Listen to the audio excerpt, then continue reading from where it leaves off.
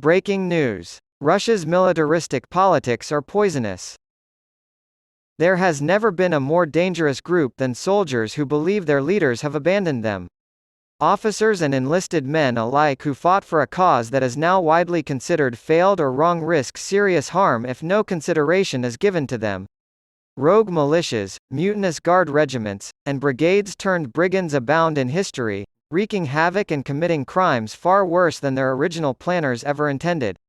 The Wagner Group has the potential to become our most recent example of the nexus between state and mafia in Russia. Disgruntled frontline soldiers who demanded better conditions and their non-commissioned officers, NCOs, who nurse a cult of militaristic ultra-nationalism mixed with toxic masculinity are the clear winners in the contest between Vladimir Putin and Yevgeny Prigozhin. The two men vied with one another for the support of these troops.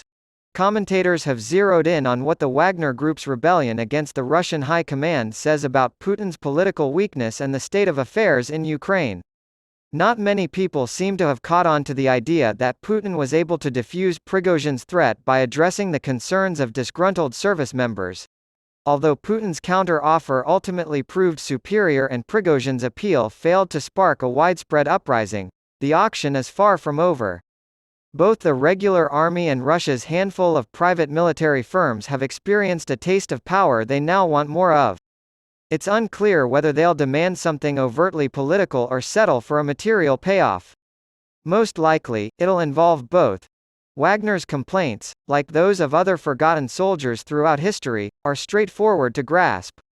Combat creates intense feelings and strong bonds of friendship among those who have fought together.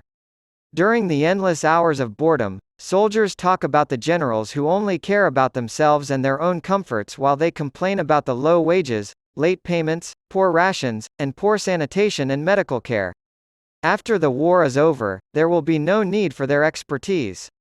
A sense of shared victimhood is fostered by all of this. Angry veterans tend to be misogynistic, conspiracy-minded, and have a deep-seated hatred for civilian political leaders. Their enthusiasm is contagious, and men who didn't serve in the war but still want to feel like they belong could easily adopt it. A volatile combination. A ruler offering rewards to disgruntled soldiers in exchange for their support. The would-be Tsar in the Kremlin should consider the auction of the Roman Empire, in AD 193. In that year, whoever paid the Praetorian Guard the most would become Caesar in a coup led by the Guard. Outbidding his rival, Didius Julianus won the position, only to be assassinated a few months later due to his excessive wealth and ego. Recent American imperial endeavors have birthed a slew of monstrous military progeny. Perhaps most infamously, Al-Qaeda began as a CIA-backed welfare and employment program for the Arab Afghans, international brigades of volunteers from the Arab world who joined the jihad against the Soviet Union in the 1980s. When the war finally ended, they had nowhere to go. The Arab Afghans are an outlier because they were the victorious side in their war and should have been greeted as heroes upon their return. They were rejected by Saudi Arabia, Egypt, and other Arab countries, but Osama bin Laden was willing to take them in. He hired them for construction and farming schemes in Sudan, and he established pensions for those who had been disabled in the war. The second jihad was launched by bin Laden after Saudi Arabia rejected his plan to use the Arab Afghans as an alternative to the U.S. Army in expelling Saddam Hussein from Kuwait. Abandoned soldiers were remobilized after later American interventions as well. Following the U.S. Provisional Administration's 2003 capture of Baghdad, Hussein's Iraqi army was hastily disbanded. A large number of them eventually joined al-Qaeda or the Islamic State. After Muammar Gaddafi was toppled in Libya, his Saharan brigades were freed to cause instability in neighboring Mali. Even more recently, Russia has been recruiting members of the U.S.-trained Afghan Special Forces, which the U.S. abandoned 2 years ago. Some of these soldiers have accepted good pay to use their skills in Ukraine after being isolated, unemployed, and threatened in Taliban-ruled Afghanistan and being turned away by an impenetrable U.S. immigration system. Empire's frontiers are notorious for their brutality. When those empires pull back, the men they've employed on the front lines, whether they're city cops or local irregulars, may decide to go it alone. It's safe to assume that many Russian regulars agreed with Prigozhin's criticisms of the field marshals, and if the top brass were to fall, both regulars and mercenaries might go rogue. Many European colonial officers were unemployed after the collapse of European empires. They were often openly racist, but they were victorious in many battles and refused to admit defeat. With the authority of a war hero, Charles de Gaulle said, "I have heard you," to the mutinous French colonels in Algeria, calming the situation down, but this only served to dampen the colonels' anger at being abandoned. Some of the British troops who fought the insurgencies in Malaya and Kenya ended up in Rhodesia and South Africa, helping to maintain racist rule in the continent. Consequently, as the post-apartheid South African army downsized, some former dirty war specialists went into commercial mercenary work. Executive Outcomes was the flagship company, and it was responsible for providing combat services in Sierra Leone in exchange for diamonds. Wagner is just one example of a growing number of private military firms active in the Middle East and Africa. The parallel with Sudan is particularly ominous. The Rapid Support Forces, paramilitary group currently wreaking havoc on the nation's capital and committing genocidal massacres in Darfur, are a strange amalgam of state militia and mercenary enterprise. General Mohamed Dagalo Hemida is their leader, and he is, like Prigozhin, a brash populist commander and a wealthy mafioso businessman. And because Hemida has been selling smuggled gold to Moscow, the two men joined forces and went into business together. The RSF can trace its roots back 20 years to the notorious Janjaweed militia deployed by Sudanese President Omar al-Bashir to quell rebellion in Darfur. The Janjaweed were recruited from the most impoverished parts of the Arab world, nomadic tribes. They slowed the rebel advance by destroying hundreds of villages thought to have rebel sympathies through arson, pillage, rape, and murder. Al-Bashir disavowed the militia and it became a target of international condemnation.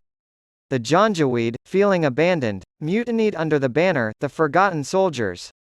Under Hemidi's able and merciless leadership, they were formally established as a paramilitary, reporting directly to al-Bashir, and were eventually brought back into al-Bashir's fold with amnesty and financial inducements. While their leader forged personal connections with Gulf rulers and became a gold trader, the mercenaries gained valuable battlefield experience fighting in Yemen. To protect himself, al-Bashir brought the RSF to Khartoum at this time, despite the advice of his army generals that he disband the group or, at the very least, move it outside of the capital. That was a terrible decision. Hemida plotted with high-ranking military officials 4 years ago to remove al-Bashir from power. The RSF had grown to match the strength of the army by this time, and where they lacked in aircraft and tanks, they more than made up for in battlefield experience and tactical acumen.